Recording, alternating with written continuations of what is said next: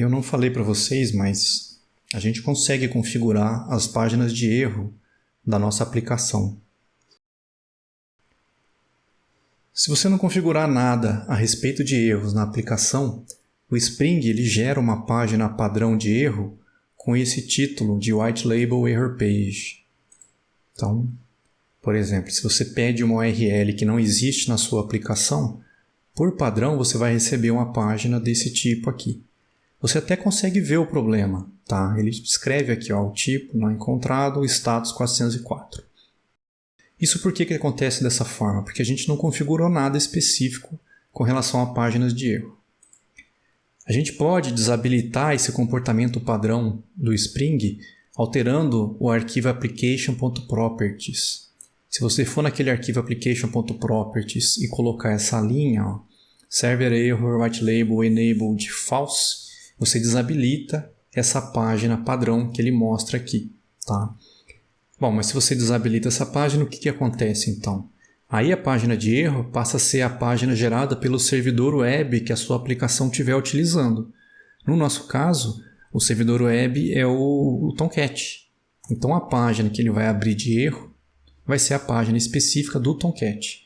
E aí você vai ver lá a página do 404 específica do servidor web que nós estamos utilizando. Só isso não tem muita vantagem.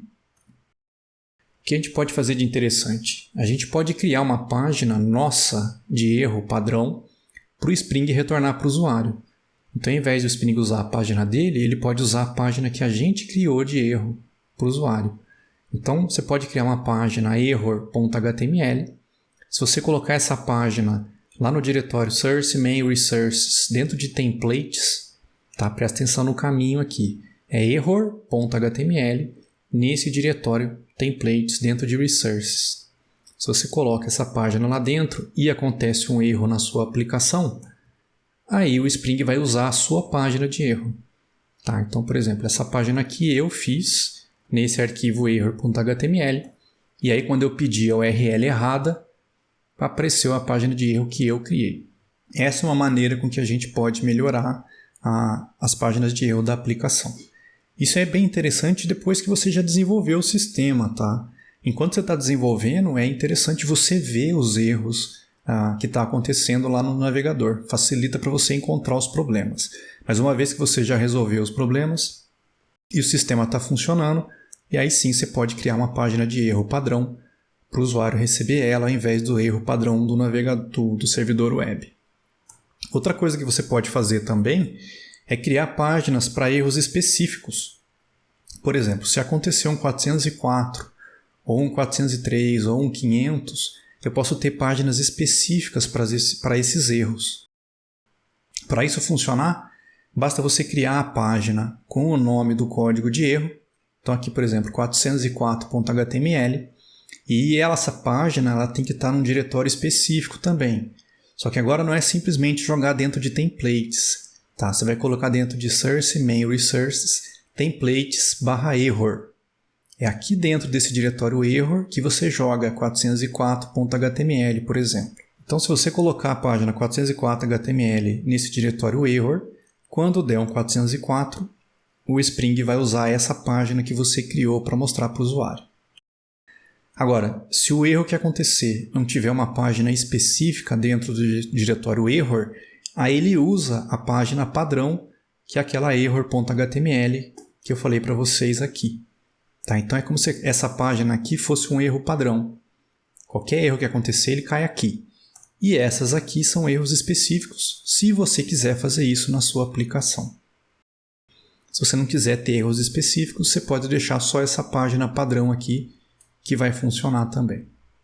E aí nessa página 404.html, você pode dar uma mensagem um pouco melhorzinha para o cara e falar para ele que não conseguiu encontrar a página que ele solicitou.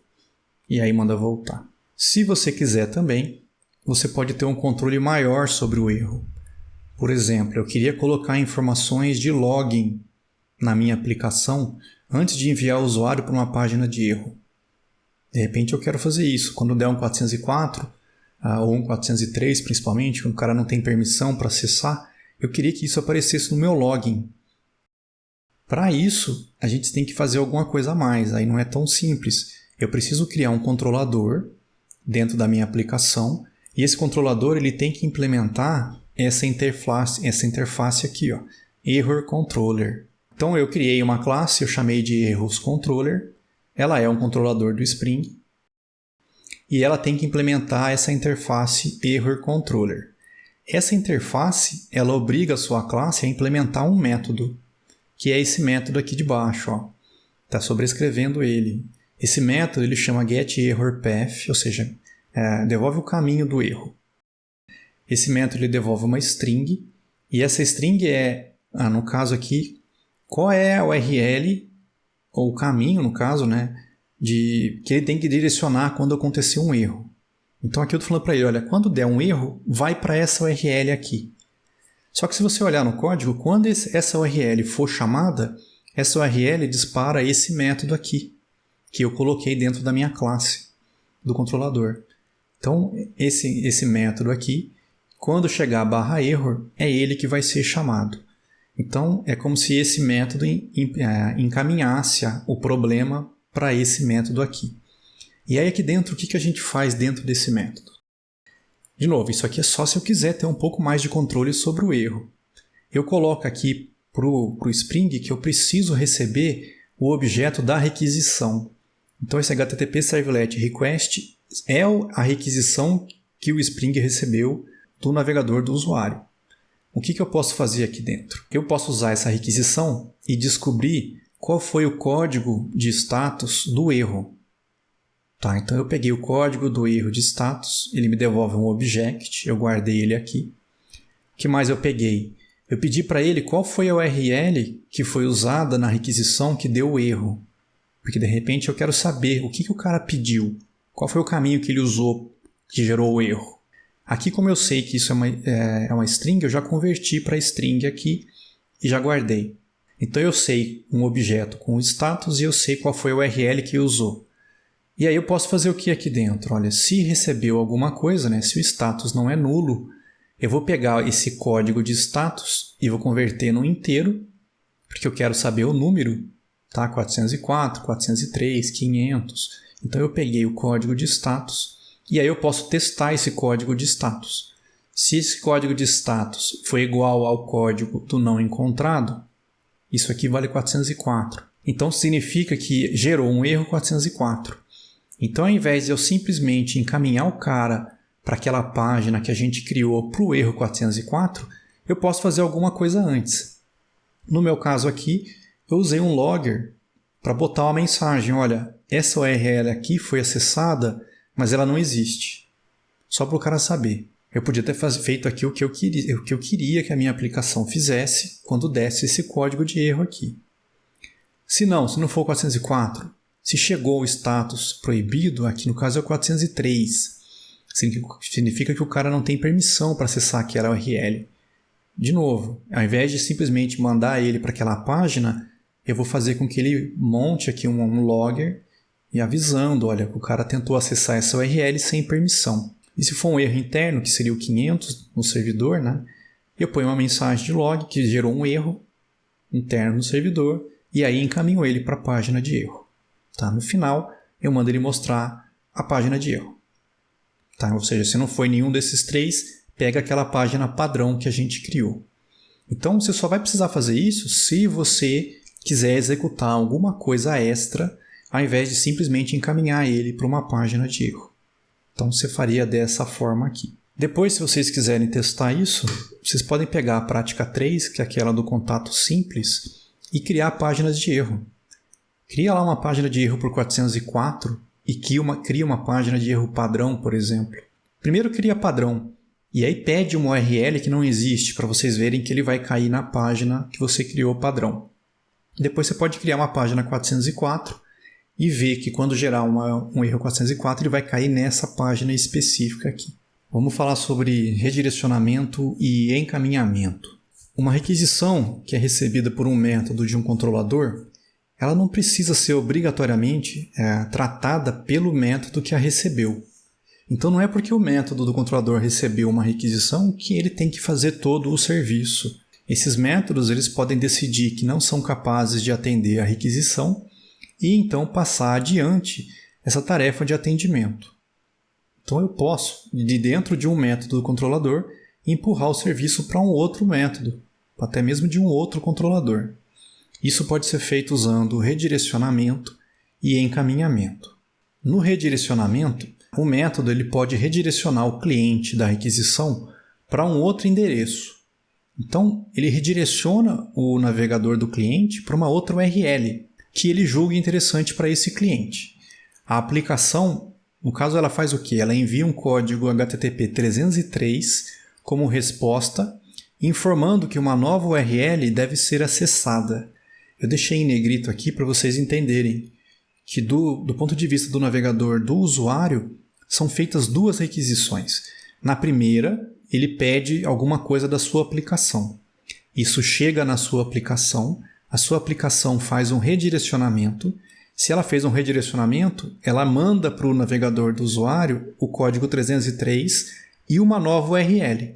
E aí o navegador do usuário faz uma outra requisição para essa nova URL.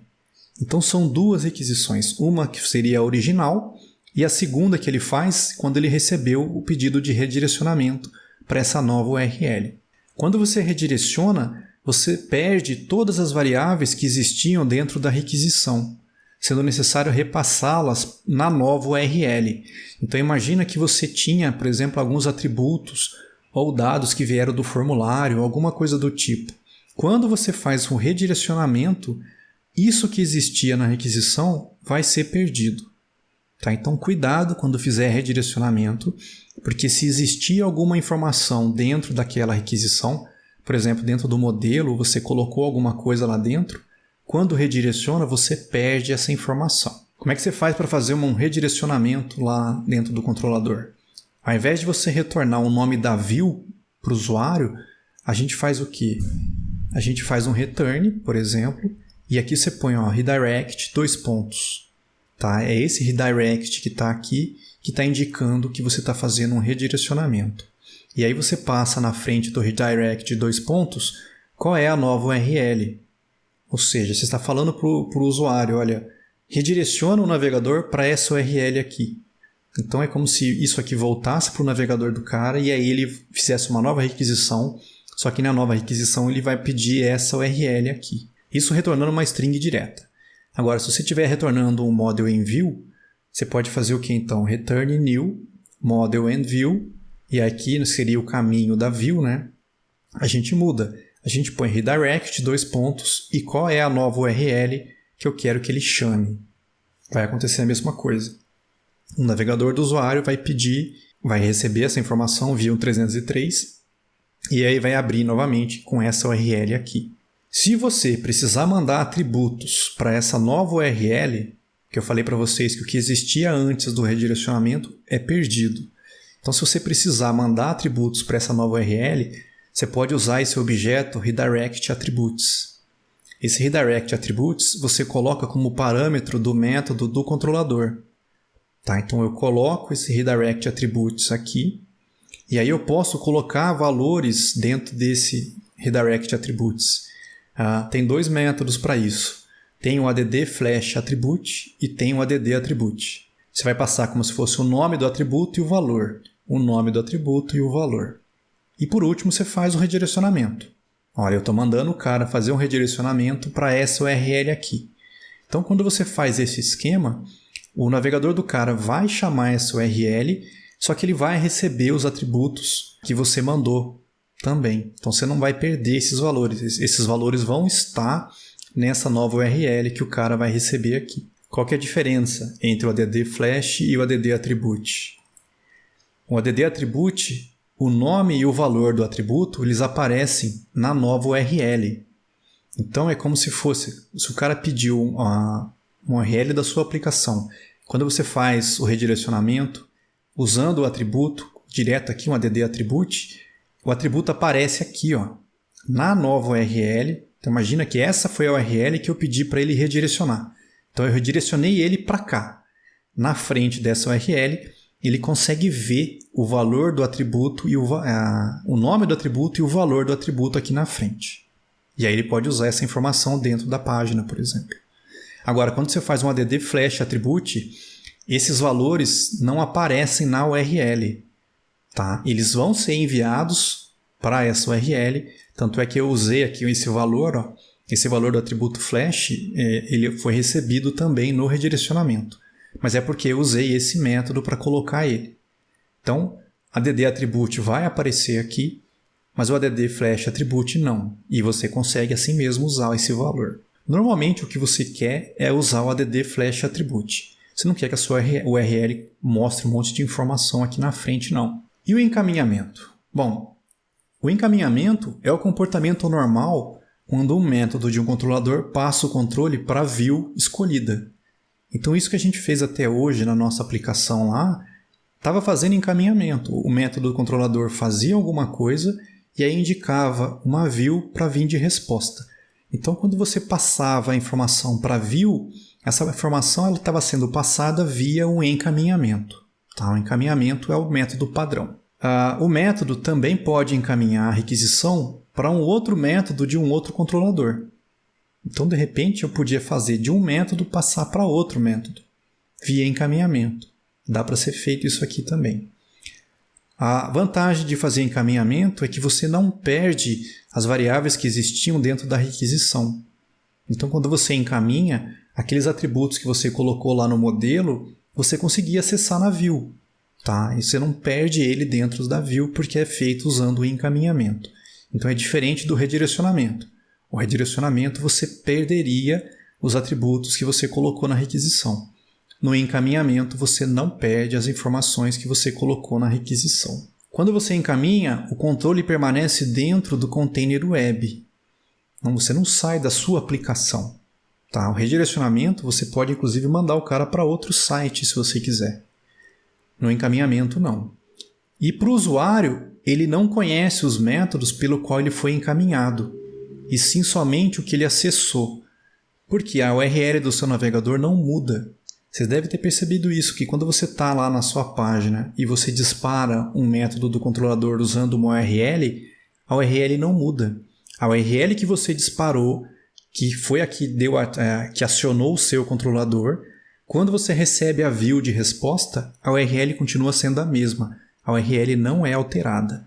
Então, para o usuário, ele não sabe para onde ele foi encaminhado para receber aquela resposta, porque a URL fica fixa na primeira que ele chamou. Como é que você faz isso forçando, no caso? Se você quisesse forçar ele para uma outra URL, sem usar através de uma view, você pode usar, então, return, aí você põe forward, /, e a nova URL. Então aqui você está fazendo para ele, olha, encaminha para essa URL aqui, sem perder os atributos que você tenha colocado aqui dentro. Ou se você não estiver usando string e estiver usando model em view, você pode dar um return new model em view forward /, nova URL. Ele vai ser encaminhado para essa nova URL aqui. Então é diferente de quando você só coloca o nome de uma view. Aqui eu estou mandando ele para uma nova URL, é para um outro caminho. Tá? E esse caminho pode ser o caminho de um outro método de um controlador. Então eu consigo, de um método do controlador, executar um outro método desse mesmo controlador, ou até mesmo de um controlador diferente. Exemplo, imagina que quando você fez aquele cadastro do contato simples, do jeito que a gente implementou lá na prática, quando o cara terminava de cadastrar, ele recebia uma página de resposta dizendo que o contato foi cadastrado com sucesso. Eu podia mudar esse comportamento. Quando eu for lá no controlador e salvar o contato no banco, eu podia fazer um forward e levar ele para a URL que buscava todos os contatos. E aí, quando o cara fizesse um cadastro, ele seria encaminhado para aquela URL de busca de todos os contatos, e aquela URL de busca de todos os contatos disparava o nosso controlador, e aquele método buscar todos os contatos retornava uma view com todos os contatos. Então, o que você acabaria de fazer? Você faria um contato e ao invés de receber uma página dizendo que deu tudo certo, você ia receber uma página mostrando todos os contatos. Isso feito usando o encaminhamento. Dá para fazer isso aí também.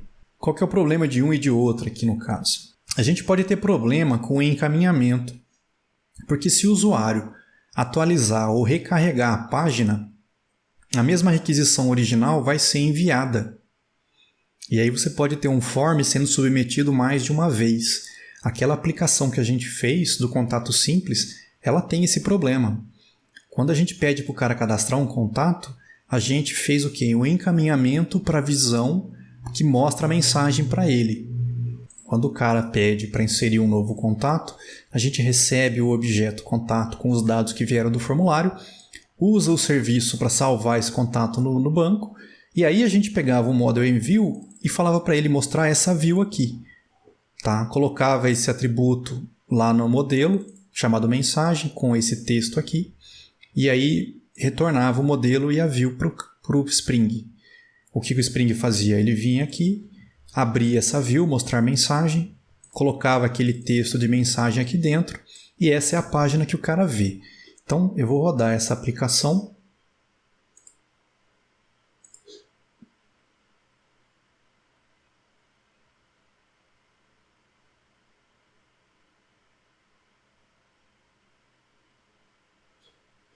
E aí vamos testar isso aqui lá no navegador. Então, ó, eu vou vir aqui no localhost 8080.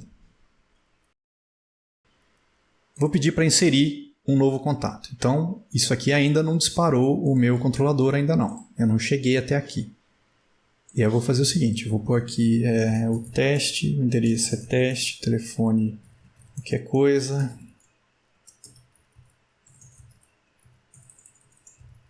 Sei lá, .com. E aí eu peço para inserir. O que aconteceu? Ele disparou esse método do controlador, foi no banco, salvou o contato, me empurrou para view mostrar mensagem com essa mensagem. Eu vi a mensagem. Eu sei que é um encaminhamento, que esse é o comportamento padrão. Tanto é que a URL aqui, ó, ela não mudou. Continua sendo contatos/novo, que é a URL usada para disparar esse método do controlador. Então eu não mudo a URL para o meu arquivo mostrar mensagem.html. A URL fica fixa porque é feito um encaminhamento. O problema é, se nessa tela agora eu vier aqui e recarregar, ó, o navegador sabe que eu estou fazendo besteira. Ele está me falando, olha, você está ressubmetendo o formulário. Aí você para e pensa, como assim submetendo de novo o formulário? É que para o navegador, ele não saiu daquela URL onde tinha aquele form preenchido. É como se eu estivesse tentando submeter aquele formulário novamente para essa URL. Tá? Imagina um usuário normal pegando uma mensagem maluca dessa aqui, não vai nem saber o que diabo está acontecendo. E aí eu vou lá e dou, não, vai, continua. Não muda, ó. Eu mando mais uma vez, ó, faz de novo. O que eu acabei de fazer? Se você olhar lá no Spring, eu acabei de inserir 3 vezes o cara. Eu inseri a primeira vez, ó. Aí eu dei um atualizar, ó, ele inseriu de novo. E eu atualizei, tem mais uma vez aqui para cima, ó, inseriu de novo. Então foi 1, 2 e 3 vezes. Cada vez que eu ressubmeto a página, ele está chamando esse cara com os mesmos dados e está inserindo novamente. Isso por quê? Porque foi feito um encaminhamento. E aí a URL ficou fixa na primeira. Nesses casos, isso é um problema na nossa aplicação. Tá lá, ó. Teste, teste e teste. Tá, então isso é um problema quando a gente só faz o encaminhamento. Qual que é a ideia então? A gente tem que tomar um pouco mais de cuidado na hora de fazer as nossas aplicações. Quando é que a gente usa o forward? A gente usa o forward se a operação puder ser repetida de maneira segura se o navegador recarregar a página. Então, normalmente busca. Você fez uma consulta, você fez uma busca no seu banco para mostrar alguma informação. Você pode usar um forward para mostrar a resposta para o usuário. Porque se ele recarregar a página, o máximo que vai acontecer é buscar novamente a informação. Não tem problema no banco. Agora, qualquer outra coisa, tá? Você tem que usar um redirect. Então, normalmente, se o controlador recebe um post, porque geralmente a gente usa post quando vai gravar alguma coisa no banco. Ou então, se ele alterar alguma coisa no banco de dados, retorna a resposta usando um redirect. O problema aqui é, eu estou retornando uma view usando um forward. Eu tinha que retornar uma view usando um redirect aqui. Eu vou comentar esse aqui. E aí eu vou mostrar qual que seria a solução. Ó.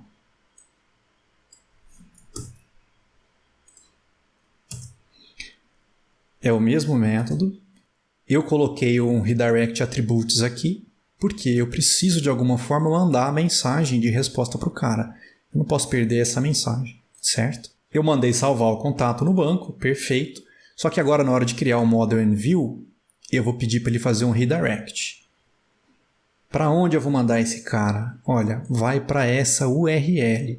Aqui, cuidado. Isso aqui agora não é o nome da view mostrar mensagem. Isso aqui é uma URL que eu escolhi para disparar essa view. Ah, mas sempre que a gente põe uma URL para disparar uma view, isso é feito num controlador. Exato, é feito num controlador. O que eu fiz? Eu fui lá no controlador do index, que é só para retornar a página principal, e eu acrescentei um método aqui. Ó. Se alguém pedir mostrar mensagem, retorna mostrar mensagem. Eu não achei ainda uma maneira menos trabalhosa de fazer isso acontecer. Se eu descobrir uma maneira de falar para o Spring retornar direto uma view, usando o redirect, eu mostro para vocês. Então, o que eu fiz? Eu falei para ele retornar um redirect para essa URL. Quando o navegador do usuário chamar essa URL, vai cair nesse controlador, nesse método aqui, e aí sim eu vou devolver para ele essa página mostrar mensagem. Ah, mas e a mensagem? Onde é que ela foi colocada? Ó, ela não foi colocada aqui. Ela foi colocada aqui dentro usando esse redirect attributes. Ó. Eu coloquei uma mensagem, contato inserido com sucesso, usando o add flash attribute, e aí eu retorno o modelo e a visão para o Spring. O Spring faz um redirect, chama essa URL cai nesse método, esse método retorna essa view. Eu não perco o atributo, tá? Porque aqui está sendo um encaminhamento normal, então a mensagem continua existindo. Quando ela chega aqui, ele vai ver a mensagem. O que isso muda para mim? Eu vou reiniciar aqui, ó. Não, ele já reiniciou. Eu vou testar novamente, ó. Eu vou voltar e vou pedir para inserir um contato. Agora aqui vai ser o novo teste.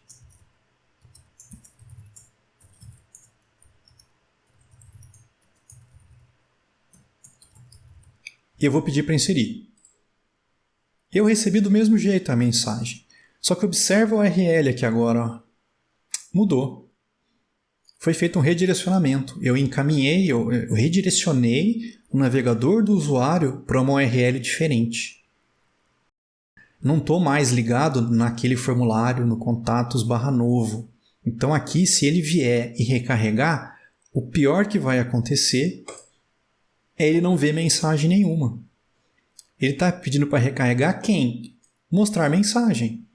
Aqui ele pode recarregar essa página quantas vezes ele quiser. Eu não vou estar salvando aquele contato novamente no banco de dados. Tanto é que se eu vier aqui e olhar, eu só tenho um novo teste. Ó.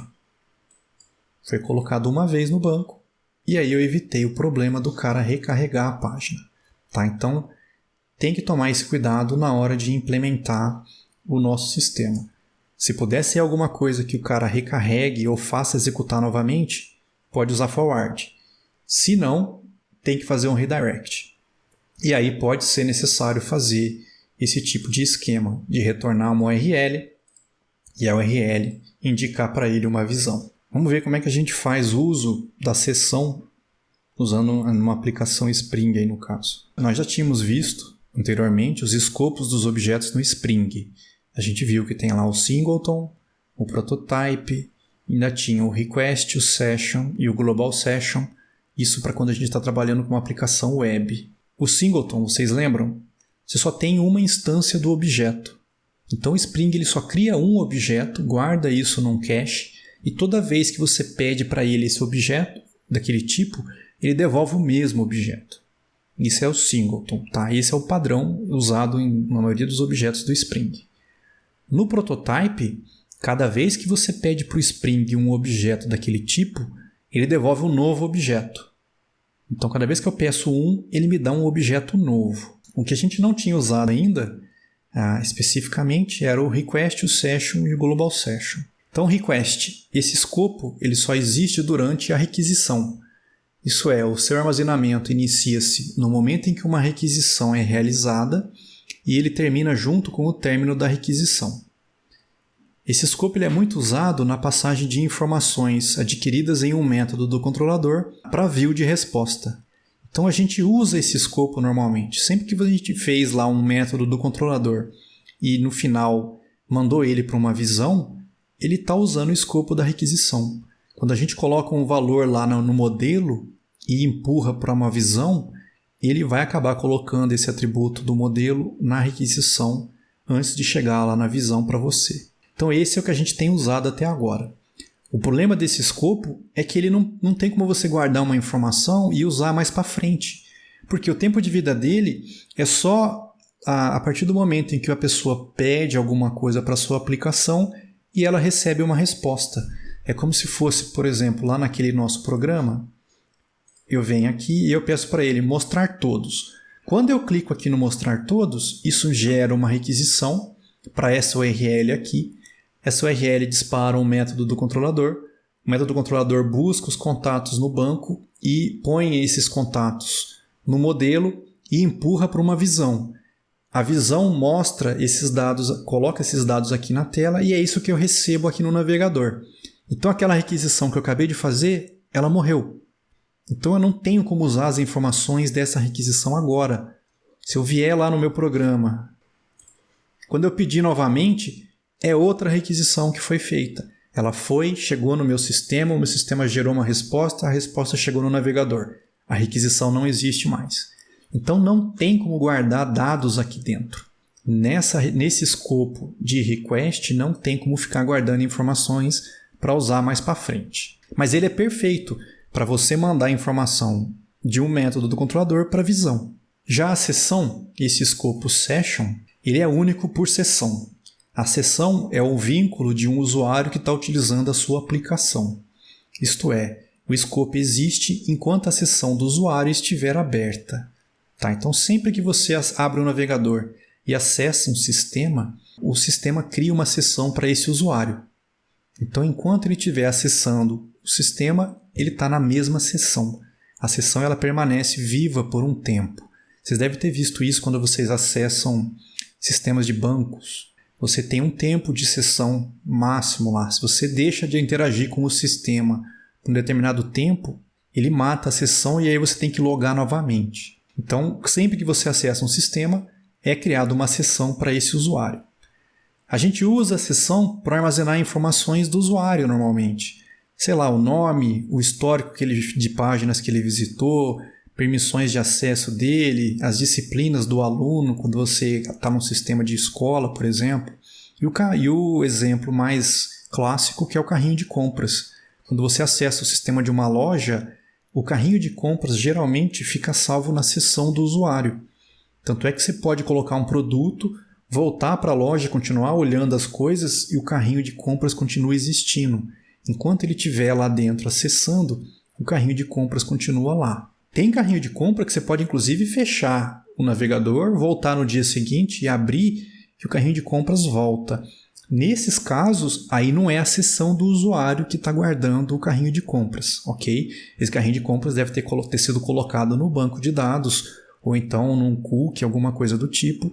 E aí quando você acessou novamente, o carrinho de compras foi buscado para colocar ali para aquele cara novamente.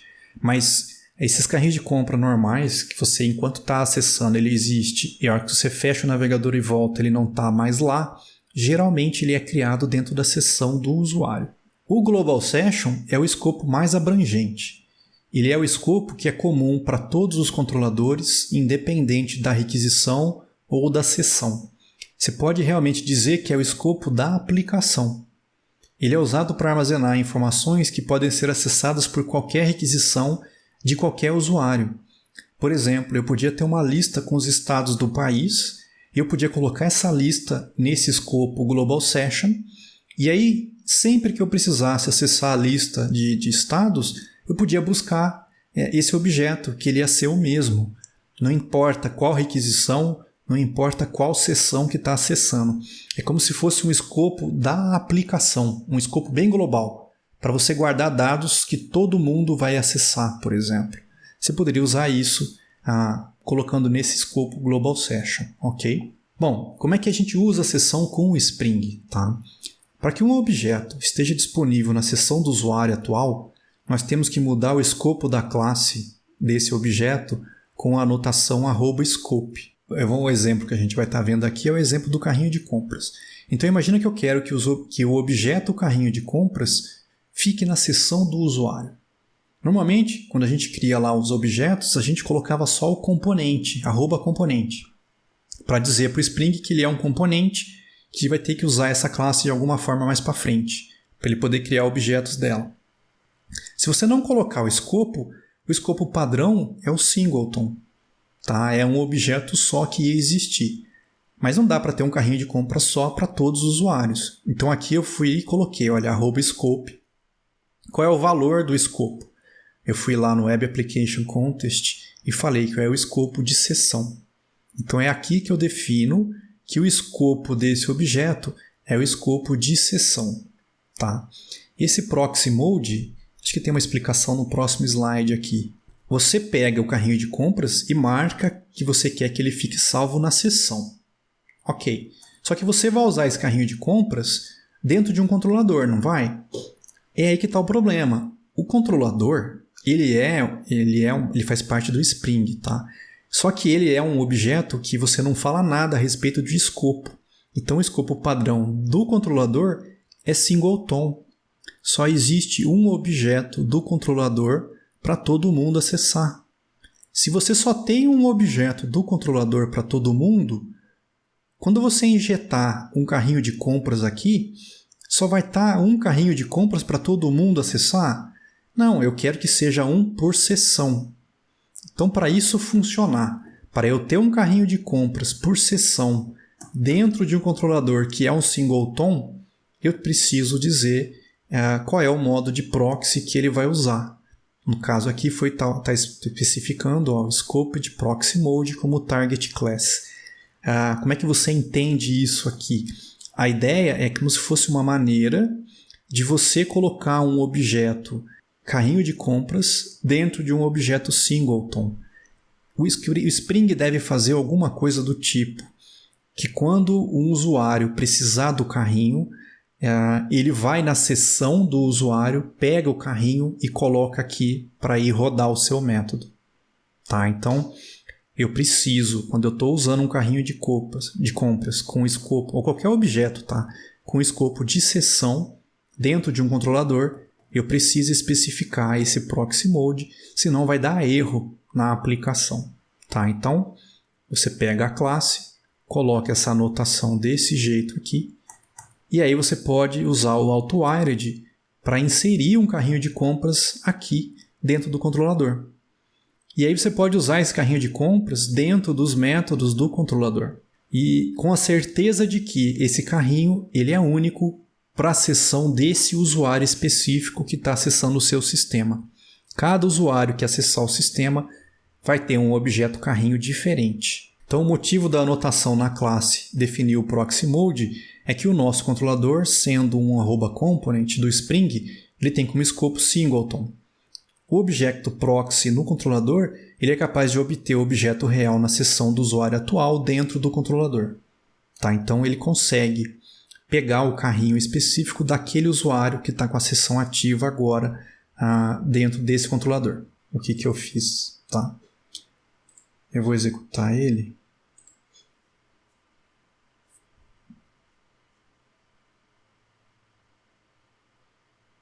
Então, eu criei aqui um modelo. O modelo tem uma classe venda. A venda tem uma lista de itens. O item ele tem uma quantidade e tem um produto. E o produto guarda nome e preço, bem simplificado. Tá? Então, a venda tem itens, o item é sempre de um produto. Tá? E eu criei uma classe para representar um carrinho de compras. Então, o cara vai jogando produtos no carrinho de compras e no final, se ele realmente quiser fazer a compra, no meu sistema, aí sim eu crio uma venda usando os dados do carrinho de compras. Ok? Então a venda aqui, na verdade, é só para o final, quando ele realmente finalizar a compra dele. Na classe carrinho de compras, vamos lá. Eu mudei o escopo dessa classe. Então, embora seja um componente, não vai cair no singleton, porque eu falei que quero que seja o escopo de sessão. Tá? Lembrando que eu preciso colocar o proxy mode, porque eu vou usar esse objeto da sessão dentro de um controlador, que é o controlador do carrinho de compras. Tá? É aqui que eu coloco esse objeto da sessão.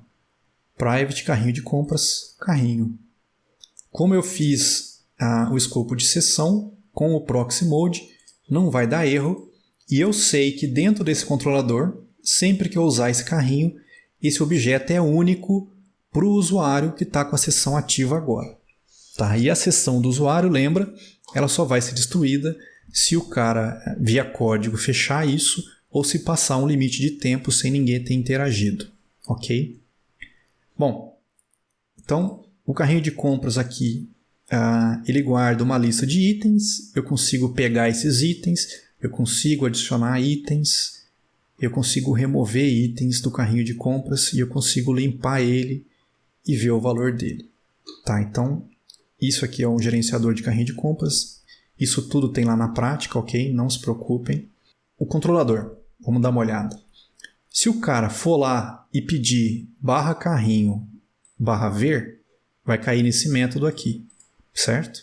O que eu fiz? Eu criei um model and view para esse view aqui mostrar carrinho. Coloquei um objeto no modelo chamado carrinho, usando o objeto da seção carrinho. Então é como se eu tivesse pegado o carrinho de compras que existe na seção do usuário, colocado nesse atributo e empurrado para essa view aqui. Essa view ela faz o quê? Ela percorre o carrinho de compras, ela recebe o objeto carrinho de compras, faz um laço percorrendo os itens do carrinho de compra. Então lembra, quando eu ponho aqui asterisco itens, ele vai acessar itens dentro do objeto carrinho. E aí no carrinho vocês vão ver que tem um método getItens, tá? Senão não ia funcionar. O getItens me devolve os itens do carrinho. Então para cada um dos itens eu mostro qual é o produto, a quantidade, o valor unitário e o valor do item. Esse item tem, por exemplo, 3 desse preço. Então o valor do item é diferente do valor unitário. Ok? E no final, depois de mostrar todos os itens, eu mostro qual é o valor total do carrinho. Então essa página aqui é só para mostrar como é que está o carrinho agora. Certo? E se o cara pedir para adicionar um item? Então se ele for lá, carrinho, adicionar item, o que eu fiz aqui? Eu vou empurrar ele para uma tela, para uma view que eu chamei de novo item. Nessa view é onde ele vai escolher a quantidade e o produto. Então, se ele vai escolher o produto, o que eu fiz? Eu usei um repositório que eu criei aqui de produtos, tá? E nesse repositório eu busquei todos os produtos e coloquei nesse atributo produtos do modelo e empurrei para essa página novo item. Tá? Porque eu preciso dos produtos para o cara usar isso nessa página aqui. Essa página eu fiz bem simples, tá? Eu fiz só um campo para ele digitar a quantidade e fiz um Dropbox ou Dropdown, não lembro o nome agora, para mostrar os produtos. Então ele vai escolher uma quantidade, pegar um produto, tá? E aí adicionar. Quando ele pede para adicionar, o que eu faço? Eu vou lá no carrinho e peço para adicionar item. Tá? Isso está dentro de um formulário. O formulário vai disparar essa URL e vai mandar para mim a quantidade que ele digitou nesse campo e vai mandar para mim a opção que está selecionada lá no dropdown. Certo? Volta lá para o controlador vai disparar esse método aqui, recebendo uma quantidade e o código do produto. Tá? Eu mando buscar o produto que tem esse código. Se encontrou o produto, deveria encontrar, né? A não ser que o cara esteja fazendo alguma besteira muito grande lá e chamando sem usar a minha página, por exemplo. Eu vou lá no carrinho e peço para adicionar um item. dessa quantidade com o produto que eu busquei do banco. Tá? Então aqui eu estou acessando esse atributo. Ó. Eu sei que esse objeto é o objeto que está na seção. Então eu estou jogando um item no carrinho que está na seção. E aqui eu fiz o uso do redirect já. Vamos começar a treinar. Quando eu inseri um item no carrinho, eu quero mostrar o carrinho para o usuário. Então eu fiz o quê? Eu fiz um novo model in view fazendo um redirect para essa URL. Então eu estou redirecionando ele para essa URL. Aí você pega e pensa, bom, mas essa URL, quando isso aqui for chamado, vai disparar esse método. Ó, não é carrinho /ver? Mas carrinho cai nesse controlador. /ver chama esse método. Então, na verdade, aqui o que eu fiz foi, dentro desse método novo item, eu estou fazendo com que esse método aqui seja disparado. Então, quando isso aqui executar, vai chamar esse método aqui. E aí, de novo, ó, eu pego o carrinho que está na seção, ponho num atributo e empurro para a página que mostra o carrinho. Então, sempre que você adiciona um item, você volta e vê o carrinho com os itens lá dentro. Tá? Foi isso que eu fiz aqui. Se der erro é porque não achou o produto, eu vou voltar para a página de adicionar item. Para a URL adicionar item. Mesmo esquema, ó, redirect. Vem para cá. Essa URL vai disparar esse método que busca os produtos e mostra para ele na hora de inserir um novo item lá dentro. Tá? Então, eu já executei, né? Se a gente vier aqui na aplicação, essa é a página do carrinho de compras desse programa. Se eu pedir para ver o carrinho agora, o carrinho está vazio, então não tem item nenhum e o valor é 0. Se eu pedir para adicionar item no carrinho, ele vai cair nessa página. Ele já buscou os produtos. Tá bonito isso aqui, hein? Meus testes. Ó. Eu venho aqui e falo, olha, eu quero 5 rebimboca. E adiciono. Ó, o que aconteceu? Ó, ele já mandou para o carrinho ver. Voltou para a página que mostra o carrinho. Ó. Agora eu tenho um item e o total do carrinho é 50. São 5 remimbocas por 10. O valor total é 50. Vou adicionar um novo item. É aqui que está jogado. Ó. Se eu estivesse usando só a requisição, isso que eu acabei de mostrar ali, eu teria perdido. Mas se eu pedir para adicionar, mostrar o carrinho agora, por exemplo, ó, continua lá. Porque esses dados estão salvos no objeto carrinho que está na seção do usuário. Então eu não perco isso aqui. Tá? Vou adicionar um novo item. Então, por exemplo, eu quero 3 parafuseta. Está lá o meu carrinho, ó, a rebimboca e a parafuseta. E o total já mudou. Está somando os dois valores aqui. Ó. Tá, então eu consigo ver o carrinho e eu não perco essa informação. Eu posso adicionar quantos itens eu quiser aqui. E o meu carrinho está guardando isso na seção do usuário. Isso é bacana você testar abrindo uma nova seção com a aplicação. Então, por exemplo, se eu abrir aqui um outro navegador, eu vou pegar a URL da minha aplicação e vou abrir agora no Firefox. Eu estava no Chrome e eu abri no Firefox. Tá? Deixa eu dar um zoom aqui. Se eu olhar o carrinho aqui, esse carrinho está vazio. Por quê? Porque é outro navegador. Para a minha aplicação é como se fosse um novo usuário acessando. Então agora existe uma seção específica para esse usuário com a minha aplicação. Lá no Chrome, o carrinho continua aqui. Ó. Esse é o carrinho do Chrome. Essa seção aqui está com esse carrinho.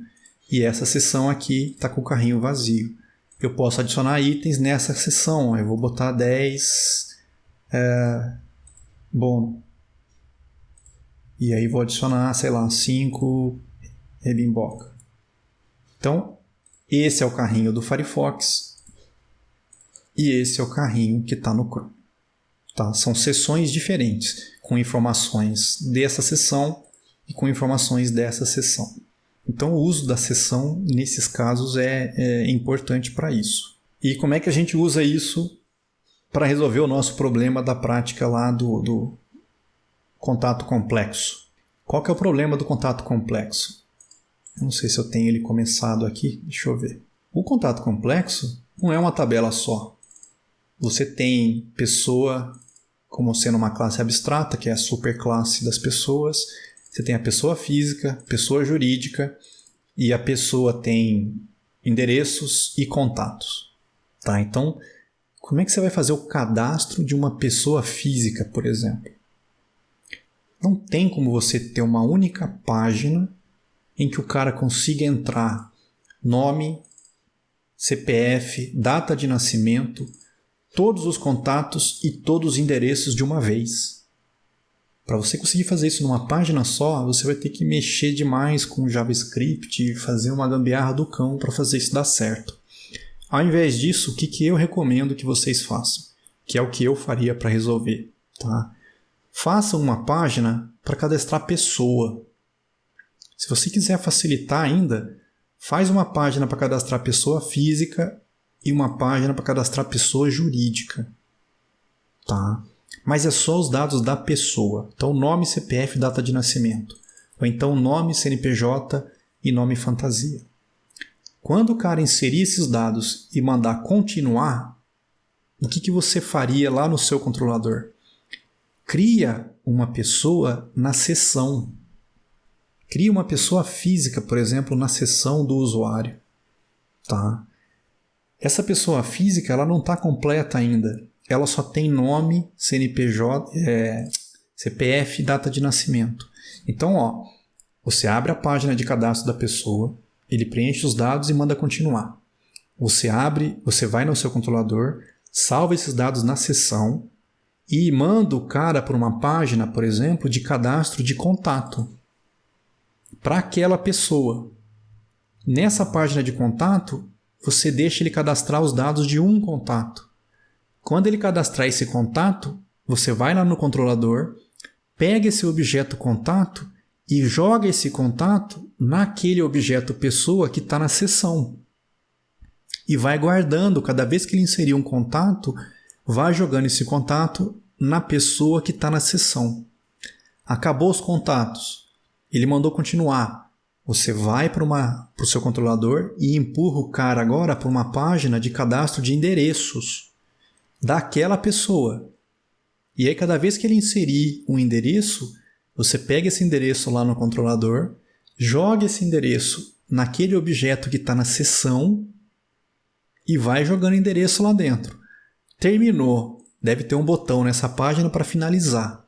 Quando ele clicar em finalizar, você vai no controlador, pega essa pessoa que agora está pronta na seção, ela já tem os dados da pessoa, ela já tem todos os contatos e já tem todos os endereços, e aí você pega esse objeto e manda colocar no banco de dados. Tá? Então, a gente usa a seção para ficar guardando coisas enquanto o processo não termina. Tá? Então, você começa jogando os dados de pessoa, depois você passa a jogar os contatos no mesmo objeto que está na seção, depois você passa a jogar os endereços nesse mesmo objeto que está na seção. Tá? Para isso, por exemplo, você pode vir na pessoa física e dizer que esse objeto vai ser no escopo de seção. E a pessoa jurídica também vai ficar no escopo de seção. E aí lá no seu controlador, que eu nem fiz ainda, você pode pedir para o Spring fazer um auto-wired e te colocar uma pessoa física e uma pessoa jurídica.